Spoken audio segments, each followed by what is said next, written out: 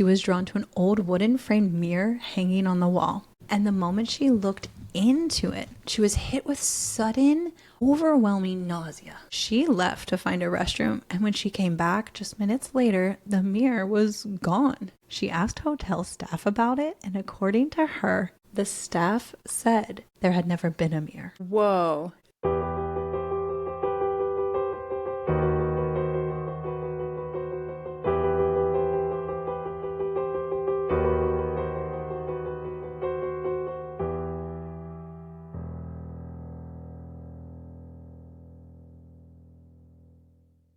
Welcome to this episode of the You Two Scare Me podcast. We're your hosts. I'm Andy. And I'm Felice, and we are coming to you from hot and sticky Key West, Florida. Oh, yeah. But it was cloudy today and a little breezy. It was so nice. With this sort of break in weather, it got me thinking about Felice and I found out recently that we won this contest that we entered and didn't really we didn't know what we were doing. We just throw our names in to everything. We're like, yeah, we should do that. Okay. So anyways, it's with Appalachian Paranormal Group. Yep. And so it's these two awesome dudes. Eric and Eric. Hey, Eric and Eric. Hey, Eric and Hope you're listening. Yeah. Shout out. And so our names got chosen, and the best part is what we won. It's so exciting. So we get to go to a private investigation of the West Virginia State Penitentiary, which is super duper spooky haunted. Mm-hmm. And so we had a little Zoom meeting with Eric and Eric the other day, and we were laughing when we got off because, my gosh, they're us. Yes. Yeah. So one of the Erics is very chatty, an empath, and also they're two big bearded burly guys. So I want to make sure that I'm painting the correct picture. Yeah, but they don't look like us. No. I mean, no, we're good. No beard so far. But the one Eric, he is super chatty and, kind of like, ooh, and I was here and I felt this and I saw this, whatever. And then the other Eric is just kind of nodding, yep. Like support chiming person, in, yeah. And so the first Eric is like Andy, oh, I think I felt something. And the second Eric is like me, a little bit more of a skeptic, making sure that we can try to debunk everything, a little bit quieter, but every duo needs a good balance, right? Absolutely. Yeah. I think so. Yeah. It was really funny to feel like you were looking in the mirror. Yeah. It was fun. Yeah. So we are super excited, and we'll be talking more about that obviously as the time comes closer, and you guys will see and hear a lot of footage from that because it happens right before Thanksgiving for us. Yeah. Which is also awesome because it works out with our schedules. Yes. As teachers, we do, obviously, we have time in the summer, but during school, it's very hard to get away off of the regularly scheduled breaks, Yes. So this just lined up perfectly. So we are pumped. Yes, we are excited and a little scared. We'll be okay. Yeah, no, we'll be great. So that was cool. And also, I think that just made me think of, too, how nice it is to have support within the paranormal community. Mm-hmm. And I so appreciate that, whether it's, on social media or people that we're talking to and interacting with in real life and investigations and tours and all of that. But so far, I think we've had really positive experiences. We have met some of the greatest people who are so encouraging and willing to help us out. So it's been great. Yeah. So thanks all of you spooky friends. Yes. Okay. Also, I got to take a pause here because we mentioned this at the very end of our last episode, but I want to make sure that we mention it again, that we have another Patreon member, and it's my mom. Woohoo! Go Diana. Diana. Yeah. So thanks, Mom. And if you also want to support us like our mom, go to our Patreon page. The link will be in the show notes, but it's also, it's easy to just go on patreon.com and search You Two Scare Me podcast. Yes, and you get a bunch of perks and you get a shout out and you get to be just part of the super cool club. So. Yes. Yeah. So thanks, Mom. Love you. Thanks, Diana. If you're just joining us for the first time, we are two silly friends who love ghost stories, cryptids, and anything weird. Oh, cryptids.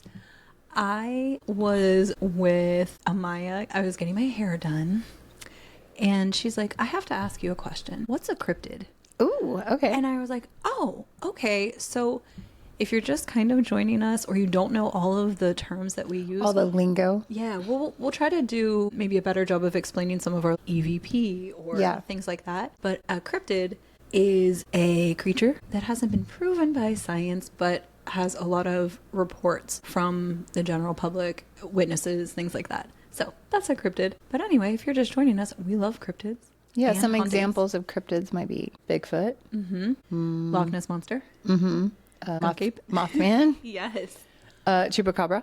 The Fresno Nightcrawlers, which I still haven't told you that story yet. Ooh, yeah. Wendigo. Sirens are cryptids. So lots of cryptids in the world. They've been seen and noticed a lot, but no real proof. Yeah. So, so that's what a cryptid is. Yeah. So we are just two girls who love to talk about cryptids and spooky stuff. Yes. We know that we don't know anything or really understand what's happening with any of this spooky stuff. But we have a deep respect for the unknown and unseen forces at work around us. During our episodes, we make sure to laugh to keep it light and make sure that it doesn't get too crazy spooky. Yes. Maya also actually told me the other day that our laughter helps her and probably some other people get through spooky stories when they get too creepy. So that was good to hear. Good feedback. We hope to bring you stories that make you look over your shoulder, question everything, and give you a chill. That's right. A quick warning before we begin this episode, though. This podcast is for entertainment purposes only. Our tales are drawn from folklore, history, and reported experiences, but we don't claim them as fact. Some stories may include sensitive topics, so listener discretion is advised. Dive into the shadows with us as we bring you haunting tales in this episode of the You Two Scare Me podcast. Shall we dive in? Tonight, we are diving into the story of a 7-story hotel sitting on the side of a mountain in the Ozarks, built directly over the ashes of the hotel that burned down before it, in a town that was founded because people believed that the water could heal them. The town is Eureka Springs, Arkansas, and the hotel we're talking about is the Basin Park Hotel. It's a hotel that we're going to be visiting in a little over a week. Oh my gosh. Ding, ding, ding, ding, I ding. cannot wait.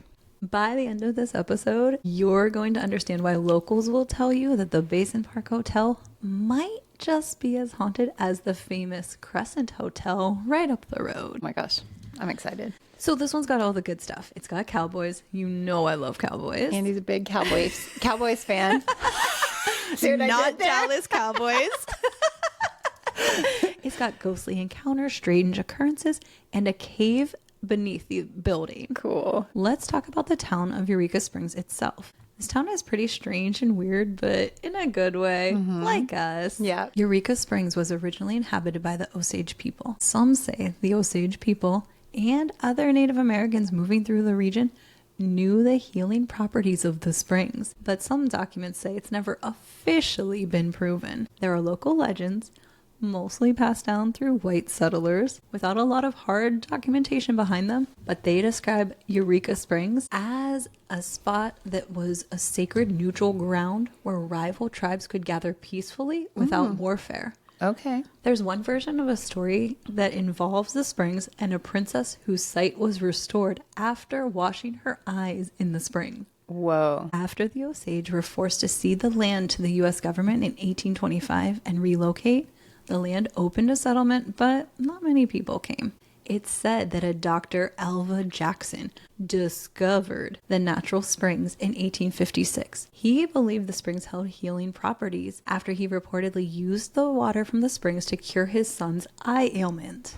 Dr. Jackson was so convinced of the healing properties of the water that he set up Dr. Jackson's Cave Hospital in a literal cave during the Civil War to treat soldiers. After the Civil War, Alva began selling Dr. Jackson's eye water, which was super successful. In 1879, Dr. Jackson advised his friend Judge J.B. Saunders to use the healing waters from the spring to help what was said to be a chronic skin disease. J.B. Saunders was cured, and he began to tell everyone about the springs. Okay. He was like, hey, come check out the springs. They're awesome. They make everybody cool and better.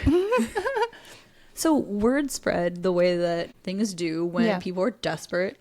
Yes. and somebody hasn't been able to cure them. Within months, people suffering from every ailment imaginable, from skin diseases, eye problems, arthritis, you name it, were making the long trek to the Ozarks to bathe in this mysterious water. So They're all dumping their germs in there.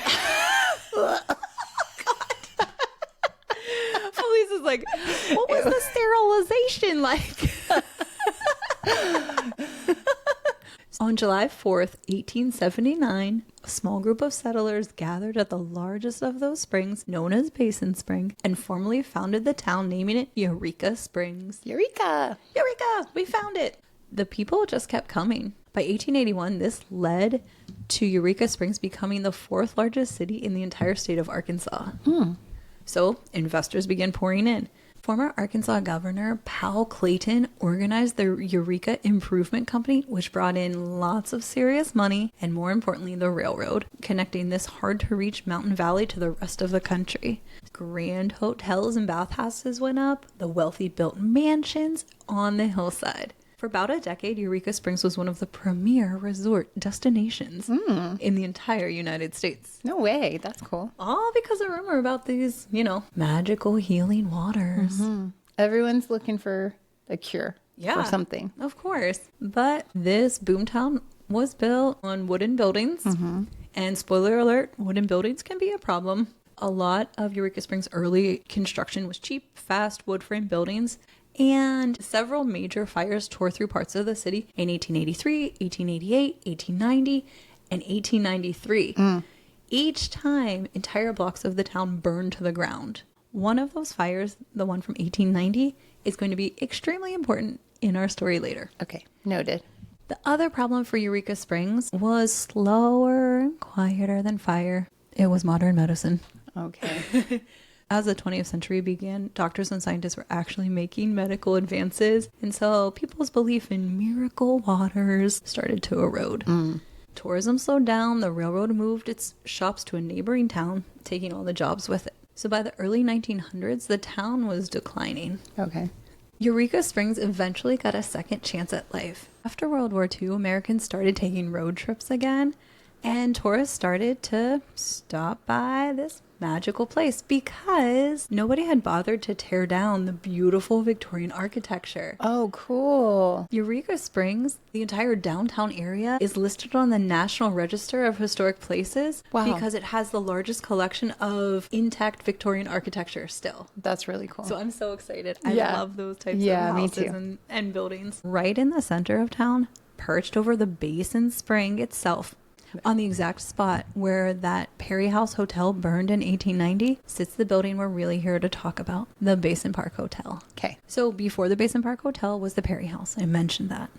And let's just talk about a little bit of history about that so we can understand what's happening. Okay. It was built in 1881 by a hotelier named Captain Joseph Perry. It was a 4-story hotel on top of the spring. Reportedly, Perry came to Eureka Springs hoping that the waters could cure him. Some say he was miraculously cured, but we're not quite sure. But he liked the place enough to build one of the grandest hotels there. Okay. And for its time, the Perry House was super fancy. It was 4 stories tall. It had 100 rooms. It had running water, electric bells, and even an elevator. Wow. It only lasted about 9 years. Then that fire came in 1890 and took it down along with plenty of the surrounding town. So for 15 years, the site sat as a burned out lot. In 1905, a new hotel was built right on top, and it's called the Basin Park Hotel, built almost entirely out of limestone and dolomite. They're like, Okay. we're not taking any chances. We learned our lesson after 4 giant fires. Right? And they marketed it as fireproof. So this hotel was built directly into the mountainside, so it does something super weird and cool and unexpected. Every single one of its floors, all 8 stories, has its own separate entrance at ground level. Wow. So you can walk in the front door on the 1st floor or walk in a completely different front door on the 6th floor. And never once feel like you climbed up, a hill or a set of stairs. So the whole thing, it's not an accident. It was supposed to be like a built-in fire escape. Oh, okay. I'm excited to see that. Yeah, me too. And another fun fact, because of this feature, the Basin Park Hotel was added to Ripley's, believe it or not, as the hotel where every floor is a ground floor. Nice. Congratulations, Basin Park Hotel. Yeah, we just can't wait to see it. For the first few decades, the Basin Park Hotel operated as a modern, respectable, glamorous hotel catering to health seekers and tourists. But then in 1940, a new owner named Joe Parkhill took over. I promise all of this history is relevant. Okay. Joe had big ideas. He wanted to turn the Basin Park Hotel and the whole town of Eureka Springs into an entertainment destination. Okay. So Joe and his form of entertainment lead hard into things that were not exactly legal for the time. Okay. We're talking gambling, bootlegging, prostitution. Oh, fun. Lots of fun stuff. And so up on the 6th floor, it's now the rooftop area. Parkhill installed a bar and a room full of slot machines. There was liquor flowing and all kind of fun to be had. Yeah. Word started spreading that this place existed and the law kind of seemed to look the other way. And so it attracted some people from Chicago, like a very particular clientele. Local lore says that members of Chicago's organized crime scene made regular trips down to Eureka Springs to gamble, drink, vacation, and do other things. Do whatever they did. Okay. At the Basin Park Hotel. Wow. Sometimes staying for free because they were guests of Joe. There's even a rumor that Al Capone's sister stayed at the hotel for over a month. And back to that unique architecture. Yeah. Because of all of those escapes, it meant if there was ever a raid, everybody could escape. Oh, yeah. That was a perk. Yeah, big perk. During this time frame, the Basin Park Hotel got one of its most wholesome traditions also, the Barefoot Ball. It said back in 1948, a national radio show called Truth or Consequences awarded a young California couple a 2-week stay at the Basin Park Hotel, but with a catch. They had to travel and stay completely barefoot from the moment they left home until the moment they returned. Whoa. So Joe Parkhill and his wife picked the couple up from the train station, took them to the bridal suite, and the whole town watched as the newlyweds walked the streets barefoot for these 2 weeks. Oh, that's funny. I thought it was such a fun, interesting, weird fact. Joe loved the spectacle so much, he turned it into an annual event, a formal ball held in the hotel's top floor ballroom that everyone attends in evening wear, minus the shoes. Oh, wow. That actually sounds like the best. You know? It does at first to me, and then I also am like a bit of a germphobe. So Can you wear socks? I don't know. It's supposed to be barefoot. Then I start thinking about everybody's feet, and then going to the bathroom. Yeah, no, that's kind of, yeah. I don't know. That's just me and my germphobe. Yeah, self. I get that, but you don't have to deal with heels. That's kind of nice. True. In your fancy dress. True, and I'm certain that when I was in college, I probably was barefoot at some parties. I'm guessing that's a yes. Yeah. I mean, that was my stiletto phase, I think. Yeah. It's like, yes. Survival. By all accounts, the Barefoot Ball was a lovely tradition, except for the one in 1972 that reportedly got so out of hand, the local police had to break it up with tear gas. It's like your ragers you hold. Oh, yeah. My ragers. You must be out by 8 p.m. Lights off. Yeah. This is in bed at 8:15. Yeah. The good times for Joe Parkhill didn't last, though. In 1955, a newly elected sheriff decided to finally shut down the criminal activities, and he raided the hotel, some say, right in the middle of the Barefoot Ball. Ooh, fun killer. Yeah, boo. Without the gambling and the bootleg liquor, the Chicago crowd stopped coming, and Parkhill found the hotel much harder to keep going. He sold it not long after. The hotel changed hands several more times over the following decades. In 1997, Marty and Elise Ronick purchased the Basin Park Hotel, the same couple who already owned Eureka Springs' other legendary haunted hotel, the Crescent Hotel. Okay. So they already own the Crescent up the road, and that's another place that we'll be staying. Yes. The Ronicks poured serious money into restoring the Basin Park Hotel to its original character. They brought back the historic roofline. They renovated the rooms with period-appropriate decor. And updated the property while keeping its bones intact. When the Ronicks bought it, locals were already telling them stories about things happening there. Stories that, by their own accounts, convinced them that there were mysteries worth exploring rather than keeping quiet. Oh, okay. I love that. They run regular ghost tours and paranormal investigation nights with actual mediums and ghost hunting equipment. Ooh, fun. I think we're signed up to go to one. If we're not yet, we will be.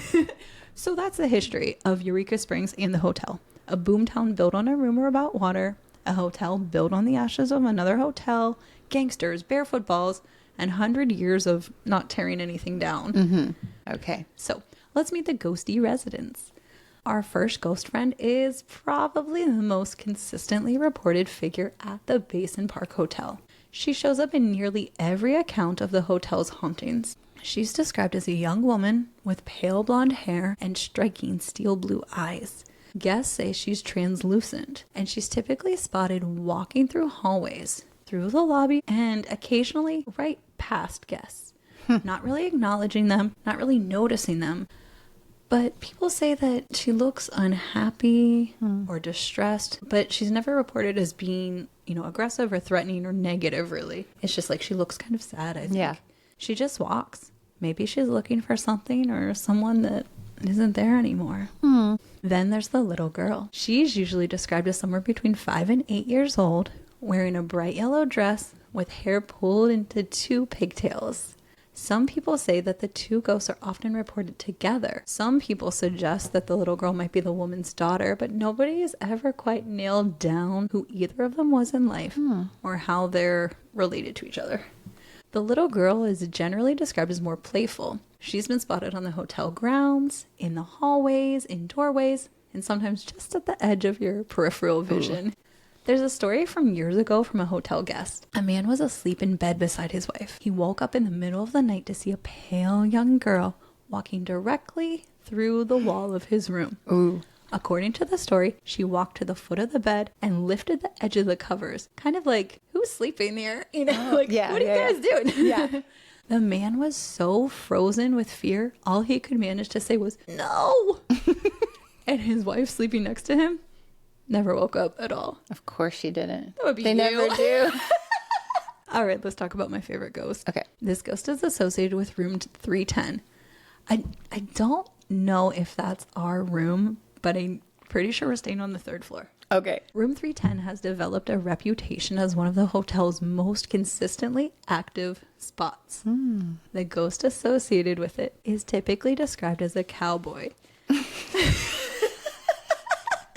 Okay. Here's hoping that's our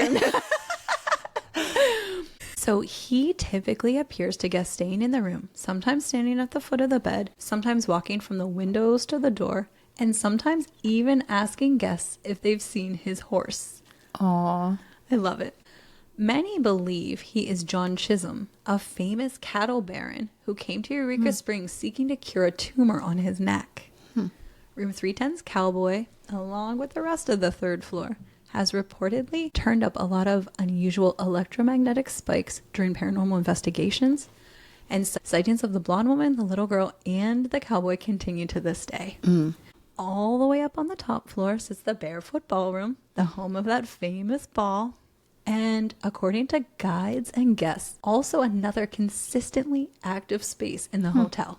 Visitors and tour groups have reported human-shaped shadows moving across the ballroom floor when no one else is in the room. Ooh. And hearing phantom music without a source. Ooh, that's kind of fun. The party's still going on. Yeah.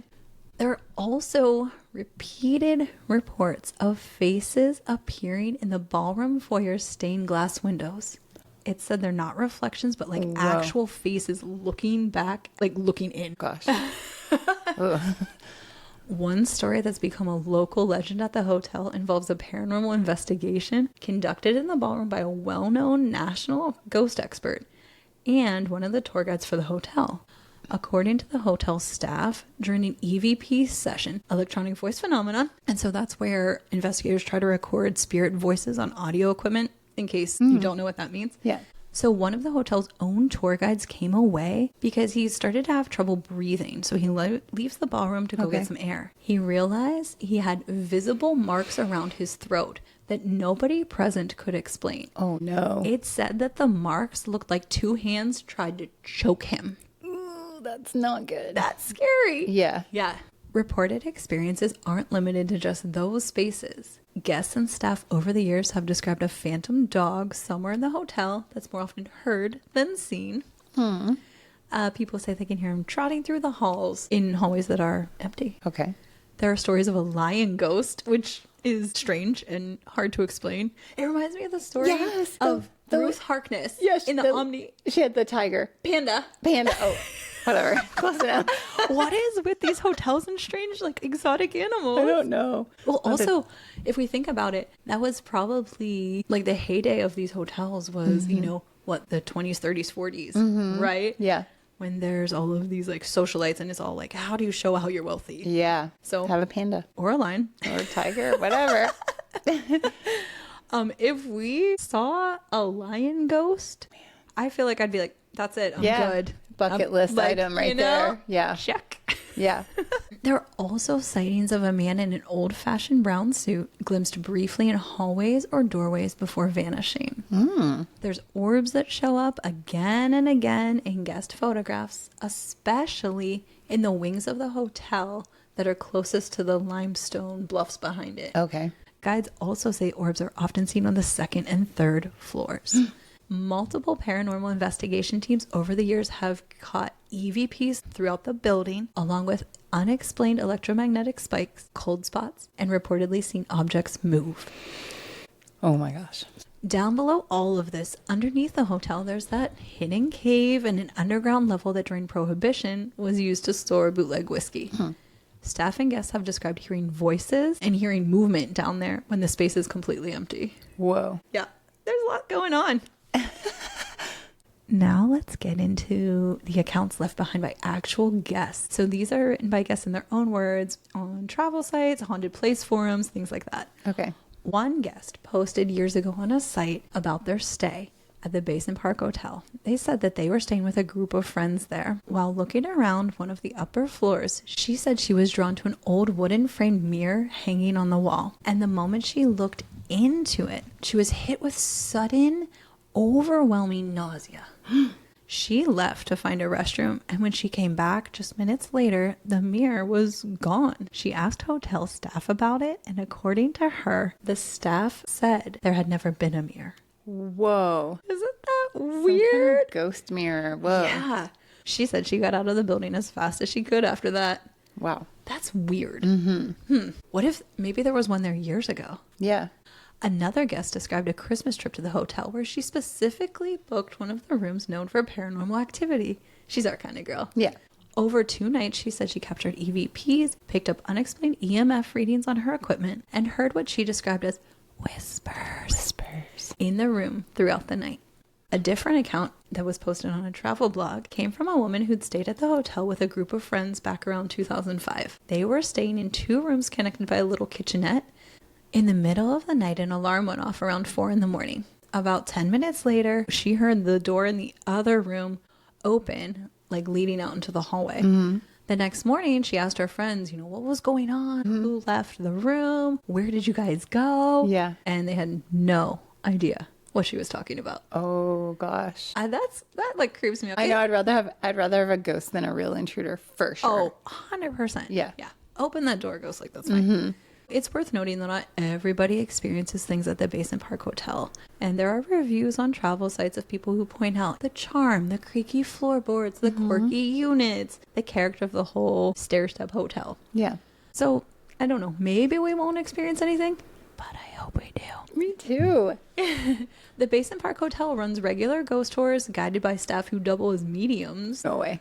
walking guests through the building's haunted history several nights a week. For people who want more than a walking tour, there's also overnight paranormal investigation experiences, complete with the same kind of gear that we use. Wow. We're going to be doing our own sleepover investigation. Yeah, we're going to bring all of our stuff. Yeah.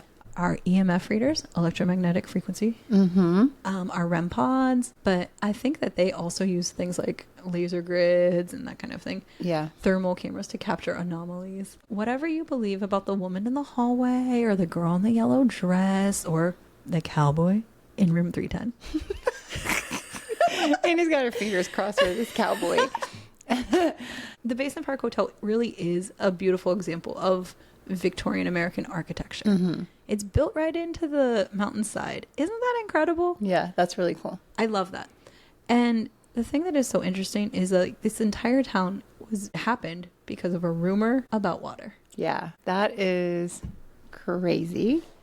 And I mean, it really goes to show you that humans are always looking for something, you know, and willing to travel or make a sacrifice to try to, you know, get to the bottom of something or get the solution or get the fix. I think too, you know, back then when this was happening, like there wasn't a lot of medicine, right? Mm-hmm. And so you were desperate. Yeah. Like, why wouldn't you try this magic water? Of course. So I hope that we get to dip our toes into this healing water. I do too. Well, so I did read there's a spot at the hotel, and supposedly all of their water that they use for like their baths and all of their healing experiences are directly sourced from the spring.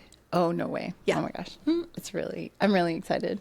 Me And too. you mentioned the Crescent Hotel, and we'll also be going and staying there. And our episode next week will be all about the Crescent Hotel. So I can't wait to learn hang about on that. tight, and we will learn together. Yay! So are you ready for Somebody Told Me? I'm so ready. Okay, so this Somebody Told Me is from my friend Sarah, who I met when I lived in Alameda, California. Okay. So she's super cool, super awesome. One cool fact about her is that back in the 90s, she was like an organizer for rave parties, like warehouse rave parties. Stop. Yeah, and so she would go around getting everything set up and then hand out flyers and get people there. Did you go?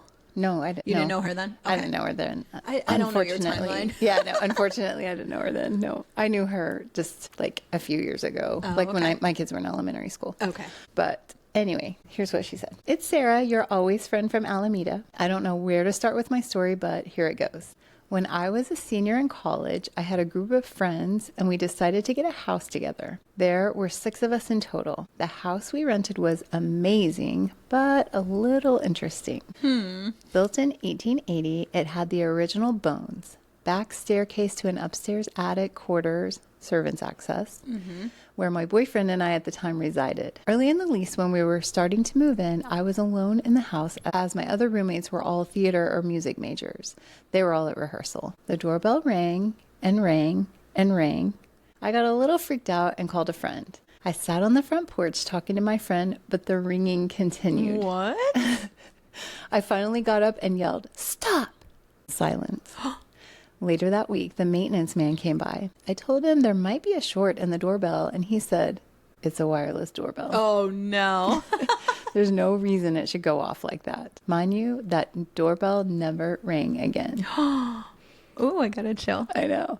Our house had a beautiful entryway with a grand staircase. Every time I walked up the main staircase, I felt uneasy. Like I had to hurry. I couldn't explain it. About a week after the doorbell incident, I was walking toward the front door to go upstairs, and I saw the shape of a woman behind me in the reflection of the front door window. Oh, So spooky. The next day, I put a curtain over the front door window, and I told her, "I don't care that you're here. I just don't want to see you." Oh my gosh. That seems like a good way to handle it. I guess, yeah.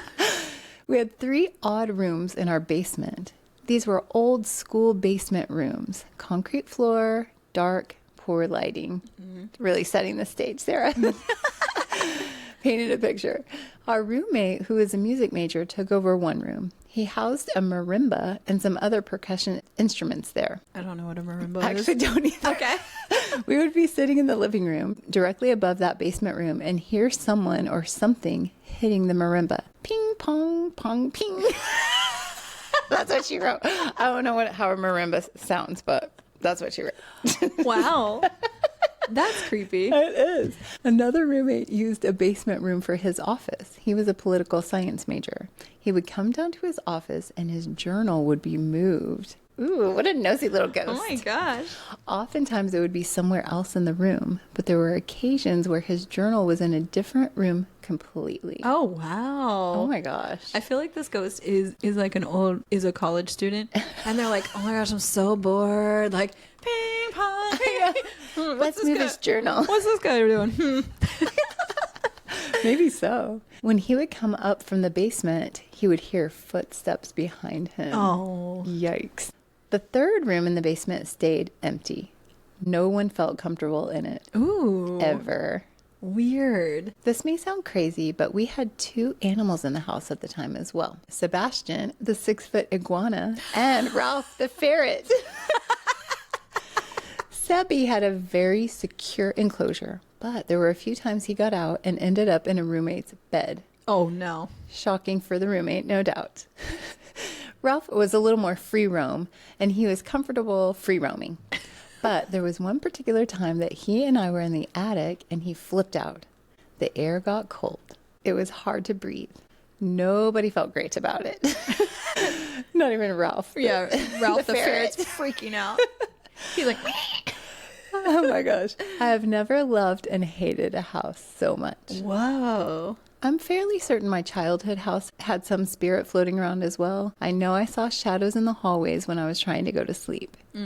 I believe that we all have the ability to connect with these things, but start to lose it as we get older and start to turn those channels off. Yeah. Agree. Hopefully you can use some of this. Yes. Miss you, Felice. Oh, Sarah. Oh my gosh. I wish you could meet Sarah. You would love her. Oh my Aw. gosh. You would love her. So thank you so much, Sarah. Those are was great. I know. Isn't that crazy? Yeah. So was this house in Alameda? Did she I say don't where think it was? so. I don't think so. She's from somewhere else.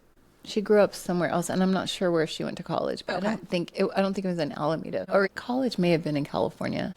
I don't know. I don't know, Sarah. You can email me. Give us the details.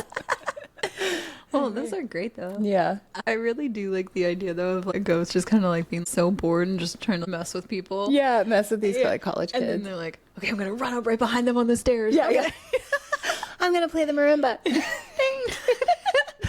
Too funny. Yeah, that's awesome. Wow. Thank you, Sarah. Yeah, thanks, Sarah. And thank you, ghosty friends, for listening to this episode of the You Two Scare Me podcast. Listeners, you can help support us by telling everyone you know about our podcast. Every new listener and download really helps us. Also, please subscribe and leave a 5-star review. We love to read them, and it makes our little hearts so happy. Don't forget to check out our website for You Two Scare Me merch. We've got a bunch of new designs as well as our classic logo shirts, stickers, mugs, and more. You can also find episode notes and photos. And don't forget to follow us on social media. Find us on Instagram at You2ScareMe_podcast or on our Facebook page, You Two Scare Me Podcast. You can follow us on our TikTok account. Just search You Two Scare Me Podcast, no spaces. Also, when you're on there, please like and subscribe and follow and leave us comments. Yeah. We're trying to grow. We are. And remember to send us your own stories of ghostly encounters, weird things in the woods, cryptids, out-of-body experiences, glitches in the Matrix, or anything creepy for our Somebody Told Me segment at you2scaremepodcast@gmail.com. That's YOUTWO scare me podcast@gmail.com. We love to read them, and we believe every single one. Yeah, we do. Thanks for wandering through the shadows with us. Until next time, stay curious and beware what lurks beyond the light.